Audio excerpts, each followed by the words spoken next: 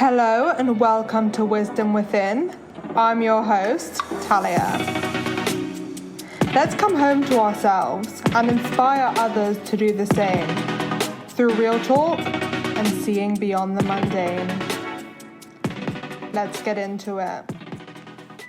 Hello, beautiful people. I am so excited for you guys to listen to this week's episode with my good friend Anja that I recorded back in Thailand.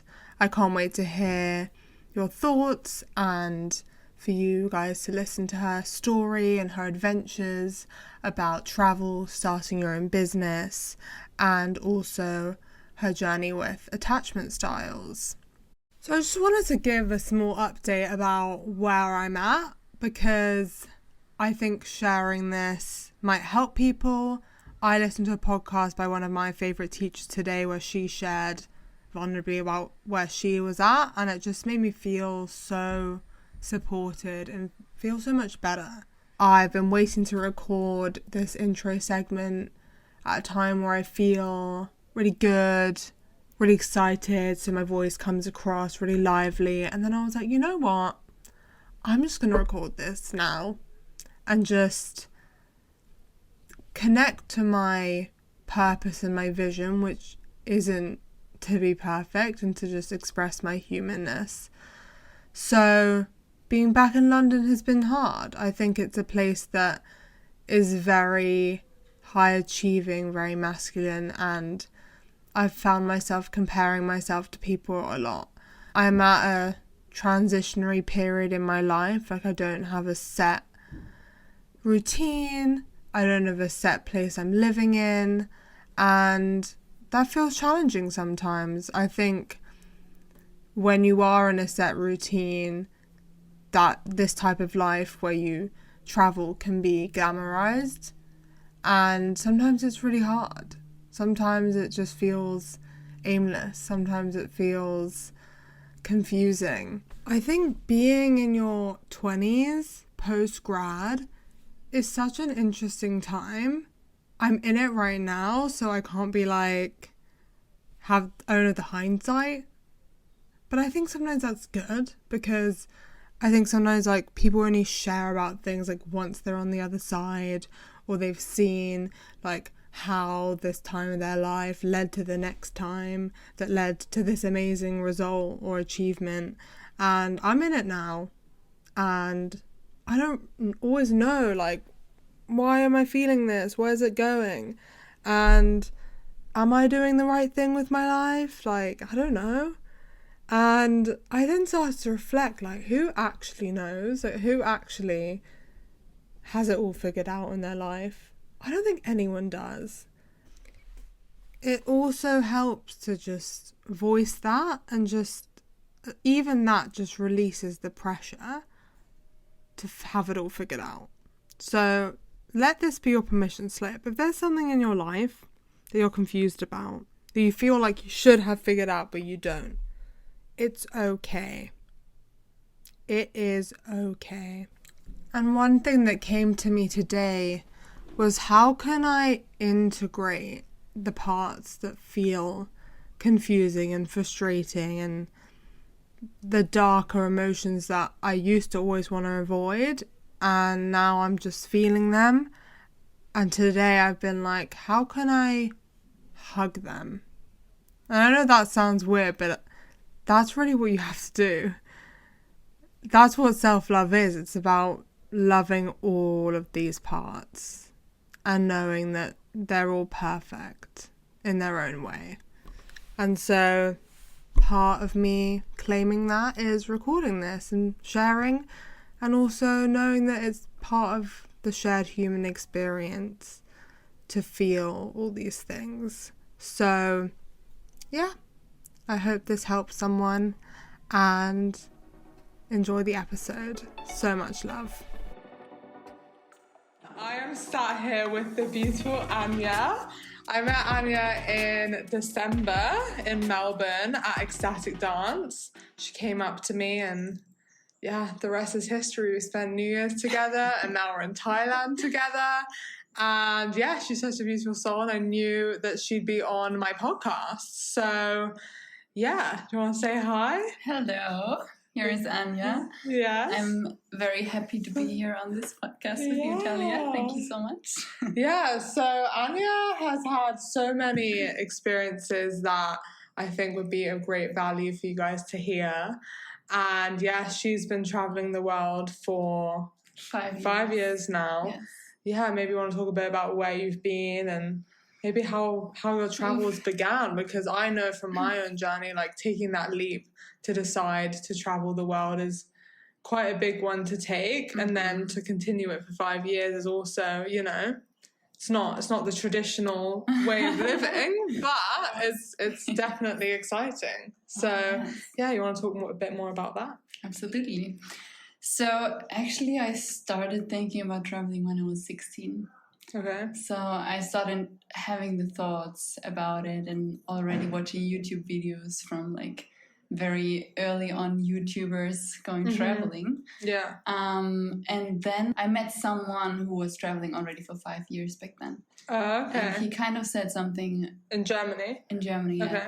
So he said, as long as it's just a wish, you're not going to do it. You have to make it a plan. Yes. And really I'm getting goosebumps. So from that day on, I made the plan to actually go and do it. And this was basically like the switch for my mindset. It's crazy how, like, this is why I started the podcast. I was like, just one conversation can like literally change the course of your life. Absolutely. Even if you're not even in it, just hearing something like, and when it just like drops in and resonates, you're like, oh my God. And like, it's also about the timing of when you hear it. Like probably someone said that to you before, but then in that moment it landed and then you went with that. Exactly. So yeah, where did you go first?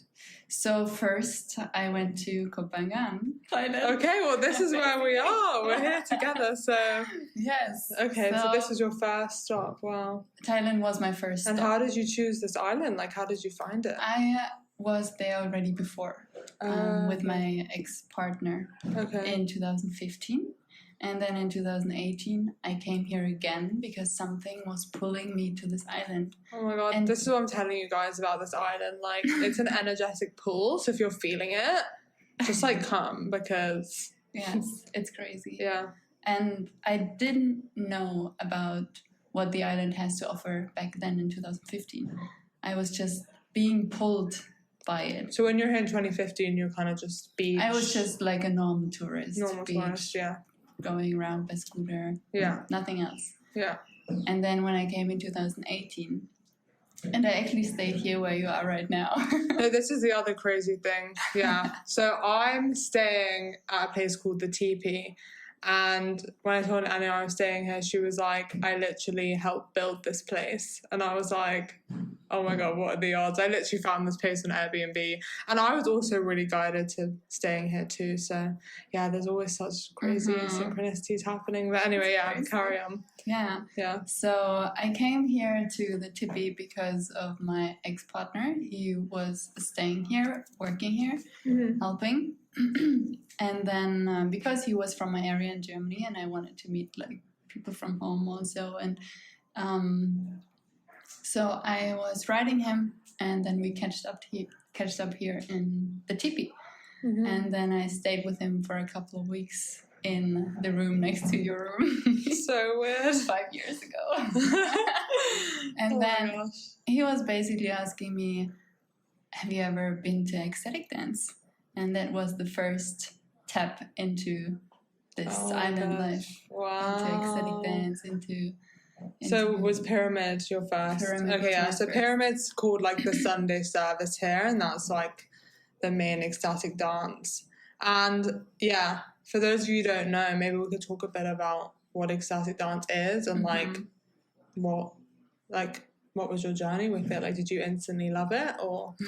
Yeah. So the first time when I did ecstatic dance, I felt really uncomfortable. Yeah. Yeah. And I think that's the thing, like most people do. And yeah, don't be ashamed if you find it weird at first, because it's definitely an interesting experience. Yeah. It's a process. Yeah, to open yourself up to it. Yeah. Yeah. So maybe just explain a bit what it is, just in case people don't know, because certain people don't know when I say what it is. Ecstatic dance, how would I describe it? is definitely a expression of what's inside of you, or like the freedom to dance however you feel like in that moment. Yeah. And also go with the flow, go with the music, and just let yourself be guided by your body. Yeah, and there's normally like a live DJ, and yeah, it's just really an exploration into yourself. And what I always say is that, like, even if that discomfort is coming up, it's an opportunity to like witness that and like Yes. notice that, and what is that saying about myself and how I feel in the world outside of the dance. Because how you feel in the dance is normally how you feel in the world. That's interesting. I never thought about that. Hey. What was your journey with like falling in love with it? Like, was it pretty quick after, or was it like a slow transition Falling journey? in love with the ecstatic dance. Ecstatic dance. Yeah. So since the first ecstatic dance, because it was like wild, it was really wild, and I never saw something like this before. Yeah. So in the end of the first ecstatic dance, I got warmed up a little, and then I got really excited about it. So then, like, other ecstatic dances happened also on the island, which I went to, and Killian, like my ex-partner as well. And then we also in the time period we kind of fell in love also with each other. So that was like an extra highlight. So we always went to the ecstatic dance and started also dancing together. And for myself, like, also just exploring the movements of my body. Yeah, because that's the thing. It kind of gives you an opportunity to be like, how do you want to move? Because the thing is, when you go clubbing, which is like the way most people dance, like, you're not really feeling into your body as much, because you're either drunk or you're like, it's crowded or people are watching you, and you're kind of there to like either find someone to be with, or, you know, there's not the same amount of liberation. And it's just so interesting to be like, how does my body want to move in this moment? And like just going for that and just not caring about what anyone's thinking, because everyone else is, you know, having their own experience there. And that's an absolute process too. Like, in the beginning I was always afraid that someone would judge me, so I tried to dance really beautiful. And until I realized, no, it's not about them, it's about me. And I, like, when you're thinking about the others, you're not really having fun. And when you're just closing your eyes and just tuning into it, let your body flow, and then at some point you get so high on yourself. Well, it's like ecstasy. It's like ecstasy. That's why it's called ecstatic. Yes, absolutely. And then you reach the state of being high on life. It's amazing, and it's actually a movement / community around the world. Like, we met through it, and like, you're always gonna meet like-minded people when you go, because it's just and it's probably it's in many parts of the world, so definitely check it out if you're interested. So you were started in Thailand, and then after a couple of weeks here, I went alone on my own to Vietnam, Laos, Cambodia, came back to Thailand, where I met my ex-partner again, and from there we were like hitchhiking all the way down to Indonesia, all the islands. Hitchhiked? And from where? From here to Indonesia? Yes. Wow. And then we actually took a cargo ship to Australia in 2019. Wow. Oh my god, you guys are amazing. You're so adventurous. Yes, it was crazy. Wow. Good times. It's just, it's just total surrender, that.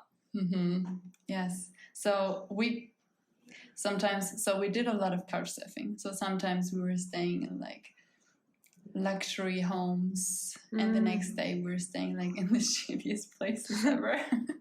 So it was like an up and down all the time.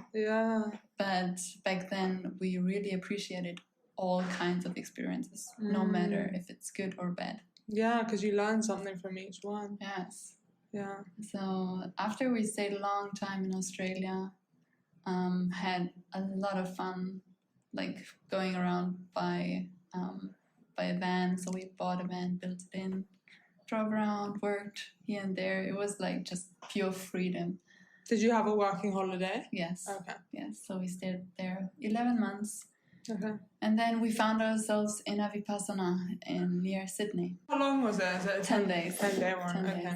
So it was from March 10th to the 20th of March. Oh my god. So exactly this period where it like spread in all Yeah, it the was world. just like a 10-day period. Yes. That's crazy. Yes, it was so crazy.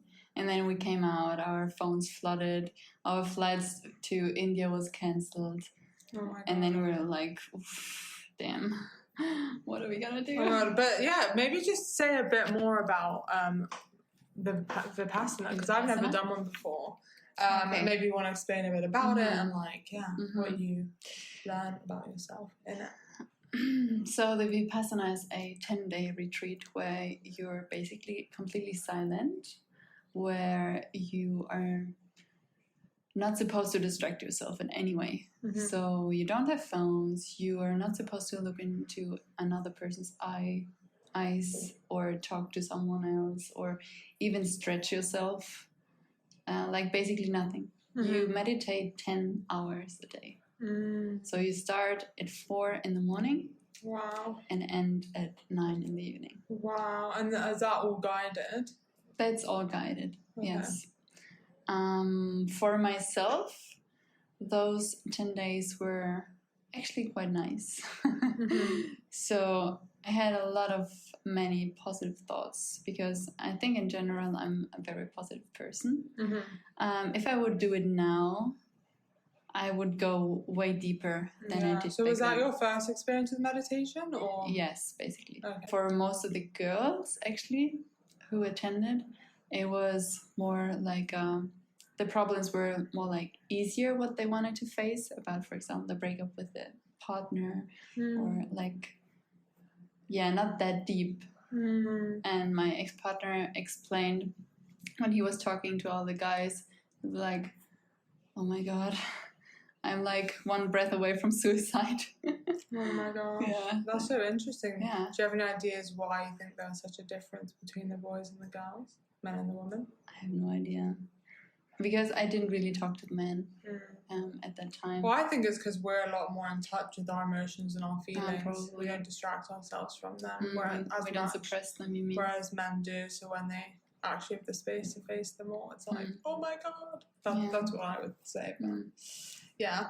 Okay, cool. So yeah, so in COVID, did you go home? Yes. Then? Yeah. We went home, unfortunately. And it was nice to be back home after 1.5 years. Yeah.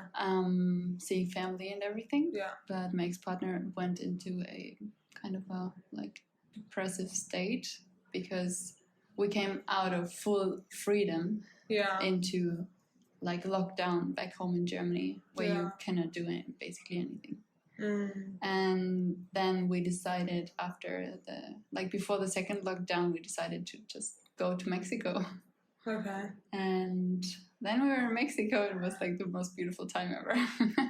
And how did you pick Mexico? You just felt it was the country which was free. So free to go. And inside the country, there were basically no restrictions at all. No, I do remember that actually. Yeah. Yes. So we stayed in this community. Oh, really? Well, it was like a village in Mexico where basically all hippies and all the like-minded people came from all around the world because they had nowhere else to go. So Mexico was the main country for us to go to. Yeah, okay, and then amazing. We had actually an amazing time. Wow. I mean, words are just labels anyway, but like, have you always been spiritual? Like, what's been your journey with that? So I think it definitely started with traveling, but I think it already started before because I was the only one thinking about traveling. Yeah, but it actually really just happened in the first 1.5 years when I was hitchhiking with my ex-partner and like experiencing being on the road and being like, I don't know, hippies. Yeah, I guess we were just hippies then, kind of. Wow. Even though we were not calling ourselves like that. Yeah, I would not call. I still myself don't. that. Yeah, it's just a label. So, Yeah. that's why when I said it, I was like, Yeah, I'm not a full hippie or something. It's no. Yeah. Okay, so you're in Mexico, and then you went back again. Yeah, like we were coming back to Germany from time to time each year, probably 3 months, staying at home with friends and family, which was nice also. We were traveling through or to Egypt, Tanzania, many other different countries in between. She's been like everywhere. And then last year we started another big trip, and since then I'm like more than a year already gone from home again. Yeah. So she's been on quite the adventure. Yes. And a lot of people get put off traveling because they say they can't afford it and all these things. But Anja actually started her own Etsy business, which is something I really want us to talk about because, she makes amazing jewellery. And, maybe you want to talk a bit about how that started. And yes. Yeah. So I started making jewelry actually before I started traveling. Okay. So I started because I wanted to have some jewelry pieces, and I wanted to gift it to people I meet on the road.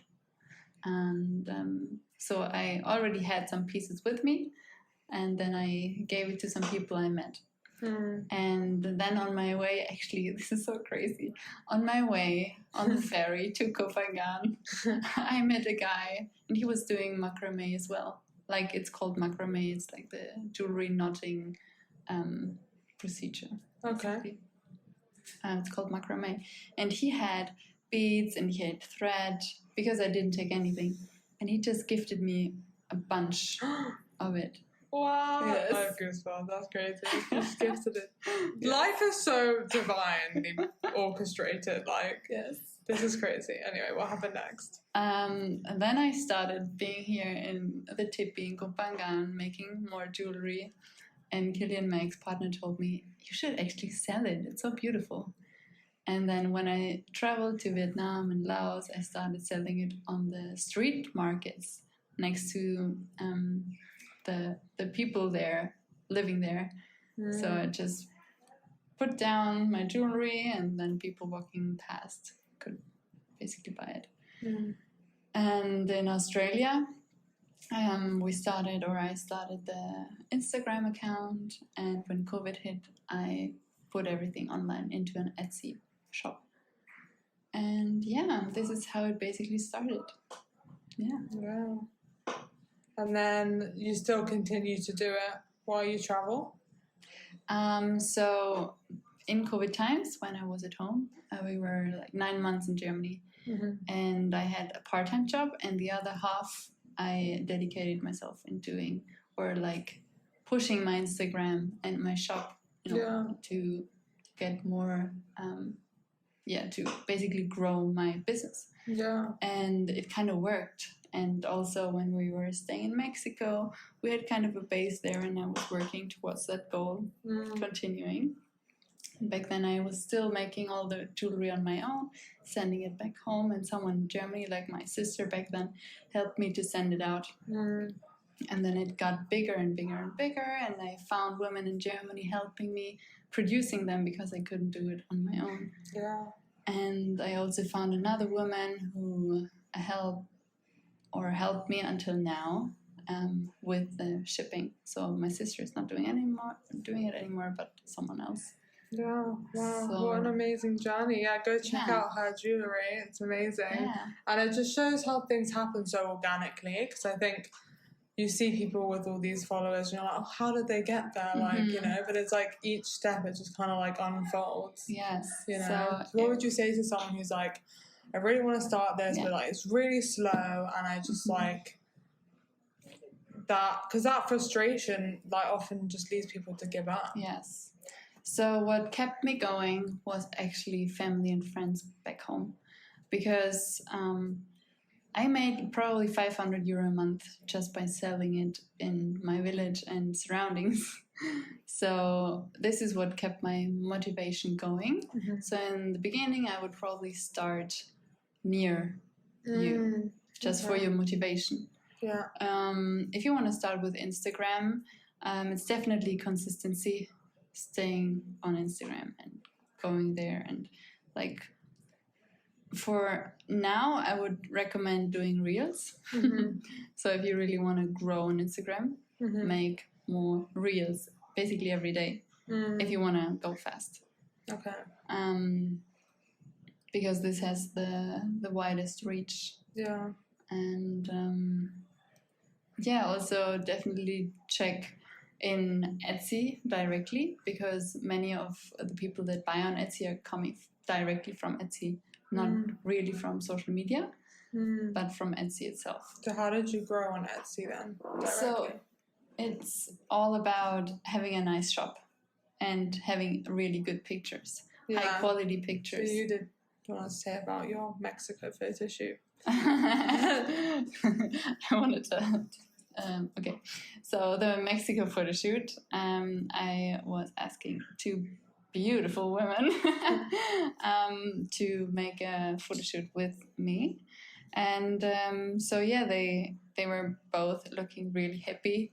And I think back in that time when I was posting those pictures, I think people really were looking for freedom and hippie, and in COVID times when they were restricted at home, they were really looking for something like this. And I think for many people that resonated a lot. Being like rainbow, being hippie, boho. So I think and it is like, they're really good quality pictures, but she did just take them. I just took them with my iPhone. Yeah, so it's like all these things, like anyone can do them. It's just about like actually doing it. Yes, just like with the traveling, it's like and also my pictures before were like not really good, but it's also about trying out and like not stopping yourself only because you think you're not good enough. And that's been a huge barrier for me, because like I'm very like, I like things quick, and like I'm just like, oh, like I can't be bothered then. But it's like, no, you have to like try, keep going, but also have fun with it. It's like being creative and just like let it flow, allowing the downloads to come. And just like with this podcast, like I'm just like, I got the message to do it, and I'm like just doing it. Like that's just what you got to do. Just do it. And then you find all the solutions on the way. Yeah, and that's the thing. I feel like so many people sell online courses and like look to other people like, oh, how did you do it? How did you do it? But it's like each journey is like its own journey, and like you have to just allow your own journey to unfold. Like no one's going to give you the answers. There's no manual of how to do a journey that hasn't been done yet. Yes, exactly. So you are unique, and so is your business or whatever you want to start. Yeah. So I think when you do go travel, it kind of allows that openness to allow something new to unfold, because you're not committing to something for years of your life, but really you can allow things to unfold and meet people and just see how things unravel. So if you're wanting to start something, then this might go for it. If you're hearing this, then just do it. Just go for it. Just start somewhere, and like if you have another job, you can still start things slowly alongside it anyway. So one tip I have for this, and what really helped me grow, was goals. Like I had monthly goals, big goals for what I want to achieve. And then I split it down into weekly goals and daily goals. Wow. So there's also a little bit of organization. So you did really managing. And when did you start with those goals? Like how far into it were you? Or did you from the start have those goals? No, I started probably, let's say 1 year after. 1 year after? Okay. Yes. So the first year I was growing to 2,000 followers. And then when I started making those goals, I got until 20,000 followers. Wow. In 1 year, I think. That's a lot to get in a year. Yeah. I mean, it can be like that. Some people gain 20,000 followers in 1 day. True. So everything is possible on this platform. So true. Yeah. Yeah, I think goal setting is a a big thing for getting your actions and Yes. dreams in motion. And yeah, that's something I'm personally like, I really do believe in them, but I've also like on my travels been so in my feminine, and so just like I make goals and then like I just have like so much is changing for me all the time right now. So I can resonate with that because I did it 1 year really good. Yeah. And then I made actually quite a lot of money in that year. And after I dropped it again. I don't know why.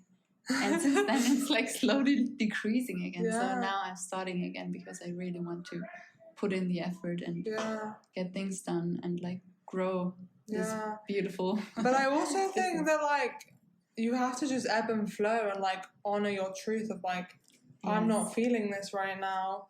And I'm sure there were so many other lessons you got when you did slow down. Absolutely. Maybe you want to talk a bit about that. Like, I mean, you got that other opportunity come in as well, the palm leaves. But it just came in like 3 weeks ago. Yeah, but you want to talk about it? I can. It's so cool, yeah. Talk about this new opportunity you've got. All right, so right now I'm starting another job, and it's actually moderating and translating palm leaf readings. And it's about palm leaves, which are written from Maharishis from India thousands of years ago. And it's basically, palm leaves. They are like palm leaves for everyone in the world, written by them. And they can find your palm leaf with your thumbprint. And once they found your palm leaf, they, like in the reading, they will explain you about energetical points in your thumbprint and also blockages you have, doshas. And after, they kind of predict your future. So this is super interesting. And I just recently had my own reading. And like when you do that, you basically have a roadmap in your life. It's of course not fixed. You can change it at any time. I mean, you still have your free will, and you can still listen to your heart, what feels good for you. But yeah, it's kind of a roadmap and to kind of a help to trust more into life. And everything is kind of meant how it is meant to be. Yeah. Amazing. So if you want to get your reading done, then we can send you information about that. I mean, I love getting readings, and I know there's a lot of fear around getting any type of readings done because people, I think spirituality and readings and psychics as a whole, like there is a lot of fear around them because of like generational patterns and things about how they've been perceived. But I personally love it. I think it always like redirects me in the best way possible. And it also always just like puts a fire under my ass and just like really just like realigns me with my life in some way. Because it like whatever they say, I'm like, it resonates. And I'm like, you know what? I don't need to worry so much because all these things are happening. And like, it's all going amazing. When I got the reading, I was like super lost in my life. Yeah, that's what I'm saying. Like, I always get it when I need it. And I always have one lined up for like a couple months, and you know, just so I know like I've got this in calendar. And it always like phrases me in some way. But yeah, say about yours. You were feeling lost. I was super lost. I didn't know like how my life is going to be because of the breakup with my ex-partner a couple of weeks ago. So this reading just came in from the universe, and I was lost and I didn't know what to do, and I was doubting myself and like being super hard on myself all the time. Like, what am I actually doing with my life? And then I heard what they had to say, like from the palm leaf, and I was like, okay, Anja, you can chill. You can just chill. Everything is going to unfold as it's meant to be. Exactly. So why do you always worry about your future? Yeah. And I think that's such a common thing. Yeah, yes. Absolutely. But now I feel like I can lay back and just let it be. Yeah. Yeah. It's beautiful. And that's the thing, like even when you learn to surrender through traveling and all these things, like we all have moments where we feel that fear come up again, and then it ebbs and flows, and that's like so Yes. normal. So Yes. for someone who is wanting to travel, Mm-hmm. start traveling the world, do you have any advice, any wisdoms to share about traveling? Traveling. I mean, it's quite a broad question, but does anything come to mind? So don't worry. Just do it. Yeah. Like, even though if you don't have a lot of money, you'll make it work. There's so many ways out there that you can make it work. There's so many work exchanges, volunteer programs. You can basically do it with almost no money. Yeah. So don't worry about money. And even though you want to earn some money on the way, you can definitely also find. Yeah, the opportunities will come. Like, yes. When I set the intention that I wanted to start making money in Australia, like, things came in, and then now they're not. And I'm like, you know what? It will come again. Like, you just, when you need things, they'll come your way. Yes, exactly. So, yeah, just go for it. And yeah, it just really like opens you up so much to like life in the world. Oh, yeah. You meet I mean, people know this, but yeah, you meet so many people, like so many alternative people, like you would never find at home. Yeah, because you're from quite a small town. Yeah, it's like a small village with 800 people. Yeah. So before I was, how do you say that? Like in a box. In a box, yes. And once you go out there, this box expands like non-stop. Yeah. And it's beautiful. And the thing is, you can never go back once it's open. Yeah, once you see all these things and the number of ways that you can live life. And I think that's the thing, like when you're in the box, and that can be any box, like even when you're in a big city and you're exposed to a lot of people, like you're still used to one way of living. And then when you leave that, you're like, actually, I can choose how I want to live. And there's no one way to live. Yes. Like there's so many options out there. Unlimited options out there. Yes. And then you can just feel into yourself because you know everything is out there. And then you can feel into yourself and really like think about what you actually want. And also be open to it ever changing. Because I think the thing is like, once you've moved around so much, you're like, I can just build up again somewhere else because you've done it so many times. Yes, you're okay to let things collapse. And I think so many people are so attached to things.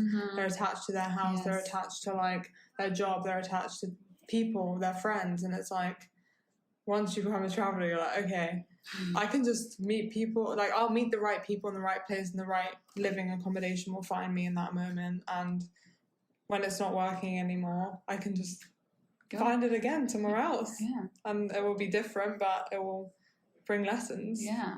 You definitely learn more to trust. Yeah. And to surrender, to let go. Because you also have to say goodbye many times. Yeah, that's the thing. I used to find it so hard to say goodbye to people. And now it's just like, well, most people who travel, like you'll probably see them again, like me and Anja. But, you know, it's still like you don't know when. Yes, exactly. I have also really good friends who are in Mexico right now. So from time to time, we see them, or I see them, and then I'm happy. And then we're like saying goodbye, and we don't know when we will meet each other again. Yeah. But it's okay. Yeah. Because you know that's life. Yeah. So yeah, because we can kind of talk about attachment. Yes. And sometimes it's easy to let go. And other times it's really hard. And me and Anja the other day were talking about attachment styles, and it's something we're both really interested in. I mean, for me, anxious attachment style is this like clinging to someone outside of you, and this feeling that like you can't really be independent from that person because you're like clinging onto them, but it's not from like, it's from your like inner child wounds. So also that you probably didn't get enough emotional love, or not all of your needs were met when you were a child. Yeah.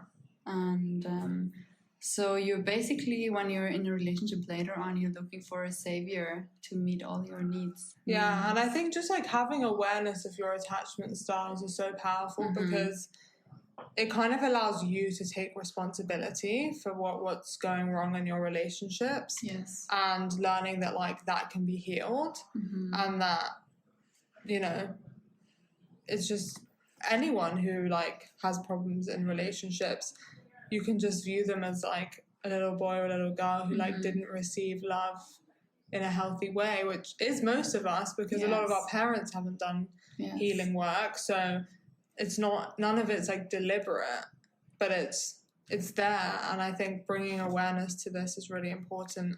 And there's many books about it, so much out there to really like delve into that. If you are in a relationship now or have had one in the past where you've felt these things, which most people have, then I'd say like start getting curious about yourself, because I've healed a lot of it, and it is about really doing that inner child work, like giving your inner child the love that they didn't receive.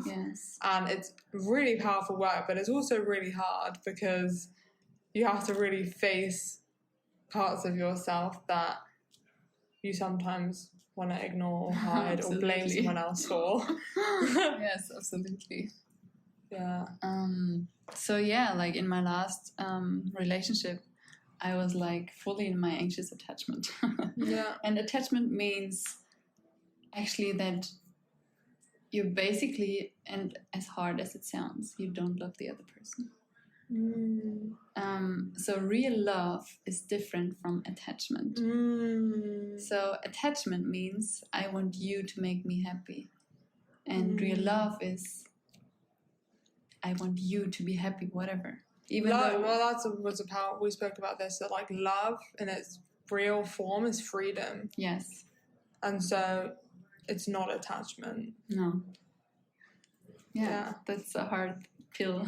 It's a hard pill to swallow for sure. And I think that's why like people always say like you can't really enter a relationship from a place of need and it be healthy. It has to be a choice, and you have to be like completely empowered and independent in yourself. And that's been my journey from traveling, just like saying goodbye to everyone and everything, and just really learning how to like be grounded in myself without depending on anything outside of me. And that's why I think solo travel is really powerful for doing that, because you really like have to stand on your own 2 feet. Yes. And you learn how to love yourself. Yeah. How to be confident. Yeah. Because you have to go up to people if you want to talk to them. We were talking about this the other day, like you really do have to like provide for yourself. Like we were talking about like, oh my God, because like when I was at uni and living with friends, like, you know, sometimes my friends would cook for me, like we'd all take care of each other. Whereas now it's like every meal I have to go get it myself. You have to take care of yourself. You're really taking care of yourself. It's learning how to really like come back to you. Yes, absolutely. To come back to your inner self. That when you're in a relationship, anxious, attached, you lose yourself. It's just going to happen. Yeah, and also like I think it is so okay to like have triggers, but it's about like having that awareness of like the style you had and learning that like you can come back to yourself. And that's why like having alone time, having practices where you ground in yourself is so important. So also back to traveling, when you are traveling with someone else, make sure, because this is a healthy thing, to sometimes split and go on your own for a while and then come back together. Yeah. And just do it from time to time so you can have your own space, come back to yourself, and your partner can come back to themselves. So then you can meet each other with love again and not neediness. Yeah, it's all an exploration. So wherever you are with it, like it's about coming back to love and meeting yourself with love, not like hatred or blame or like, why am I like this? You know, like it's a beautiful journey to come home to you. With yourself. Yeah, self-compassion is so important. And like just loving the little child who like just wanted to be loved. Yes. And like our parents also are doing our best, and they're also that little boy and little girl who wanted to be loved. So don't judge your parents as well. Yeah, exactly. Love your parents. Yeah, it's all about compassion and knowing that like the love that's out there for you is better than you can even imagine, especially once you like come home to you and there's two individuals and then the relationship. And yeah, there's a lot less of a trauma bond there. Yes, that's what it is. Exactly, really. It is. Yeah. Also, when you finally or at some point reach a state of secure, being a secure partner, like when you've been together with, like when you're attached and the other person's attached too, but you're going on this journey and being secure, at some point you probably have to reflect, do I love this person actually? Or am I just, or attached. Was I just attached? Yeah. And then you can figure out together, like, do we like each other? Yeah. And then when you like each other, it's perfect, because then you're both secure and then you can start a new life basically full of love. Yeah. Yeah, and that's the thing, like, you can heal these things while in relationship, or sometimes you need time apart. Like, it's a case-by-case basis, really. Totally. But like, for me, it didn't work out like that. Yeah. But yeah, maybe this sparked you. I know there's a book called Attached that's really good. And yeah, there's tons of information about this stuff out there. And I know so many people who have anxious attachment, avoidant attachment. So it's a very, like, known thing. It's like how we adapted to survive. Yes, exactly. The survival mechanism. You know, we all just want to learn how to love better and give and receive love, and it's such a powerful tool to come back to you. So, yeah, do you have any last words, any last wisdoms you want to share from your heart right now? From my heart, I think it's important to never let yourself lose, to always take care of yourself first in order to be there for someone else. Because when your cup is full, you can overflow and spread the love. If your cup is empty, you're just running dry. Yeah, this was such a powerful lesson for me, especially because so many people are in their people-pleasing, victim, you know, martyr, like, I'm taking care of all these people, I'm so amazing, but you're actually doing those people a disservice if you're not taking care of yourself. The better you take care of yourself, the more you'll have to give. That's what I did. That was me. And it all comes from love, but I'm telling you, like, the best thing you can do is, like, come back to you. Even if that means letting people down, learning to say no, putting boundaries up, in the long run, you're actually doing good for those people. Exactly. Even when they don't see it. Yes. And this has been such a powerful thing for me, because I used to say yes to everything because I love people so much, and then eventually I just burnt out and left and travelled. And now I'm just, I've really, like, come home to myself in a new way, and I feel so able to love people now, like, in a new way, and, like, love myself as well. And it's like a constant journey, like, even when you know that truth, like, sometimes you will sway away from that, and it's about coming back again and again to your body. Yes. And, like, just really taking care of yourself. Yeah. And I think the best way to do it is a daily practice. Self-love. Yeah. What daily practices do you have? So in the morning when I wake up, I'm starting with being grateful for what I have. I tell myself affirmations. And I think for me, affirmations is really powerful. Yes. And then I take care of myself by doing yoga and sports and listening to music. Just listening to music as well. Yeah, it can really be simple things. You just have to tune in and be like, what actually brings me joy, and, like, how much am I actually doing those things? Because I think some people know, but then they just ignore those things. And, you know, you hear so many people talking about all these things, like, what are you grateful for, all these things? And it's so easy to overlook them. But once you hit rock bottom and you have to start building yourself up again, you're like, okay, like, I actually need to do these things. And then you find that once you stray away from them, you hit rock bottom or get down a bad spiral again. You're like, oh, well, that's probably because I wasn't doing these practices. So that's why doing them, even when you're at a high, is so important. Like, consistency is so important. And with consistency, there still needs to be that self-compassion. So like, Yes. if you miss it, it's also okay. Like Yes. just coming back to yourself and also doing practice that resonate with you. There's so many different ones out there. Totally. And What do you do? I do well, that's the thing. I kind of flow with it. Yeah. So like, it depends. Every morning I wake up feeling different. Like, depends on what dream I had, how much sleep I got, Yes. But sometimes I just wake up crying from my dream and I'm like, okay, now I have to do extra work on myself because I'm like crying this morning. But I think depending, like it will go from like meditation, breath work, journaling, like stretching, walking. What else? Oh, pulling cards, oracle cards. I think those are most of them.